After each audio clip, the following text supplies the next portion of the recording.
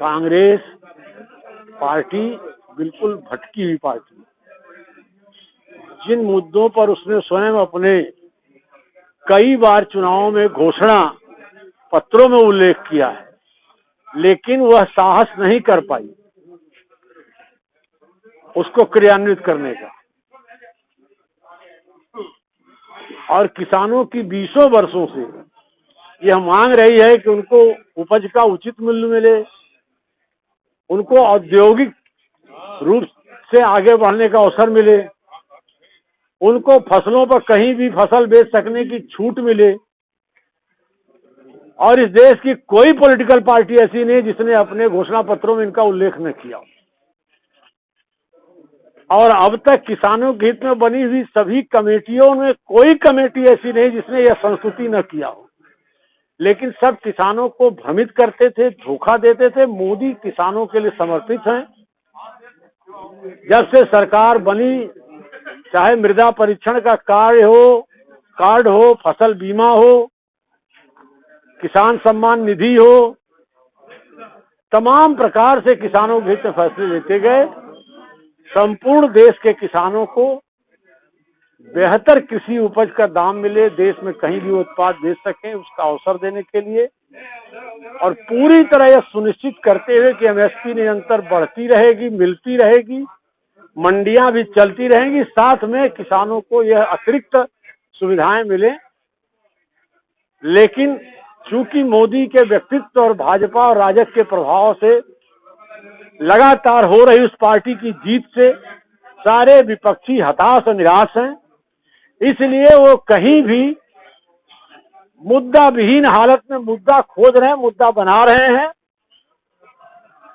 जनता और किसानों का समर्थन उन्हें नहीं है। और कल के मोदी जी की अपील के बाद मैं समझता हूं कि देश का और किसान जो थोड़ा बहुत दुविधा में होगा, वह भी अब मोदी की अपील पर बहुत सकारात्मक सोचना शुरू कर दिया होगा। और मुझे उम्मीद है कि आंदोलन के लोग भी निश्चित उस अपील पर गौर करेंगे। मंत्री जी जो लोग आंदोलन कर रहे हैं वो क्या किसान नहीं है क्या? किसान तो निश्चित रूप से होंगे ना? नहीं, निश्चित है, लेकिन उसमें से कहीं न कहीं कुछ लोग भ्रम के शिकार हैं, उनको भ्रमित किया जा रहा है। और हो सकता है कुछ लोग उसमें आढ़ती लोगों के कुछ हितों पर, जो एक निश्चित पंजाब जैसे राज्य में, अब उदाहरण के रूप में इस देश में भारतीय खाद्य निगम करोड़ों मीट्रिक टन राशन खरीदता है सार्वजनिक वितरण की दुकानों के लिए, लेकिन ऐसा संगठित पंजाब का सेटअप है कि पूरे देश को 80% वह अनाज केवल पंजाब से ही खरीदना पड़ता है। तो उनको लगता है कि हमारे हितों पर चोट पड़ सकती है। देश में अनेक जगह वो लोग अपना गेहूं चावल खाद्य विभाग को बेचेंगे, तमाम संस्थाओं को बेचेंगे। तो ये कुछ कारण हैं। चर्चाएं हो रही हैं कि जो आंदोलनकारी है ये वही आंदोलनकारी है जो एनआरसी का जो विरोध करते रहे। नहीं, कुछ पोस्टर वहां आपत्तिजनक लगे, इस नाते इन चर्चाओं को बल मिला। फिर भी उन आंदोलनकारियों को हमारी सरकार पूरी मर्यादा दे रही है। आप देख रहे होंगे कि सरकार लगातार बातचीत कर रही है, लगातार पहल कर रही है। आंदोलन में गलत दिशा में न जाए, वो भी आंदोलनकारी कोशिश है। सरकार भी कोशिश कर रही है कि किसानों का कोई दुरुपयोग न करे। सरकार पूरी, देश के प्रधानमंत्री ने उनसे अपील की, इतनी तमाम टिप्पणियों के बावजूद। और आपको नहीं लगता कि आप देश में, मैं खुद अनेक आंदोलनों का हिस्सा रहा हूं, ऐसा आंदोलन पहली बार देख रहे होंगे आप लोग, जहां मसाज भी हो रहा है, पार्लर भी चल रहे हैं। तो आपको नहीं लगता है कि इसके पीछे कुछ ऐसे तत्व हैं जिनके आम किसानों को मोदी की पहल है लाभ देने का, उससे कुछ निहित लोगों को जरूर उनके हितों पर चोट पहुंच रही है। इस नाते हो सकता है ऐसा वो उसके पीछे खड़े हों। मंत्री जी, आंदोलन जल्दी समाप्त नहीं हो पा रहा है, इससे गलत संदेश जा रहा है, इस दिशा में सरकार क्या करे?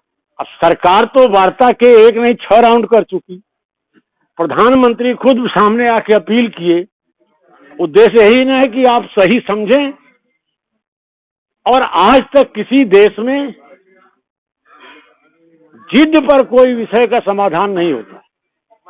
सरकार कह रही है कि तर्क और तथ्यों, सरकार कहीं अड़ियल नहीं, सरकार कह रही है तर्क और तथ्यों के साथ आइए, जो संशोधन करना होगा उस पर हम तैयार हैं। लेकिन ये जिद करना है कि नहीं तीनों कानून रद्द करिए, तो संसद के इतने बहुमत से पारित कानून के पीछे क्या कोई तर्क नहीं है? महेंद्र नाथ पांडे एक किसान परिवार से हैं, गांव में है, आपको क्या लगता है कृषि बिल किसानों के हित में है? क्या कहना चाहेंगे? बिल्कुल किसानों के हित में है, किसानों के हित में है। और मैं पुनः स्पष्ट कर रहा हूं, आज एक दो नहीं, जितने दल हैं इस देश की और जितनी किसानों के सामने कमेटियां बनी हैं, सबकी संस्तुतियां हैं कि मंडी के चक्रव्यूह से किसानों को निकाला जाए। किसान विवश है मंडी के परिक्षेत्र में। अब संशोधन की बात आ रही है, सरकार मान रही है 22 संशोधन, तो क्या सरकार हर उस तर्कपूर्ण बात को मानने को तैयार नहीं है। जिद पर वो लोग हैं क्योंकि उनके पीछे कुछ ऐसी संगठित ताकतें। क्या लगता है ये आंदोलन अंतहीन है? नहीं, निश्चित तौर से कल मोदी जी की अपील के बाद इस आंदोलन पर से जुड़े लोग सकारात्मक सोचेंगे, ऐसा मेरा विश्वास है। सर, बंगाल चुनाव में जो रक्त चरित्र दिख रहा है, इस पे क्या कमेंट है?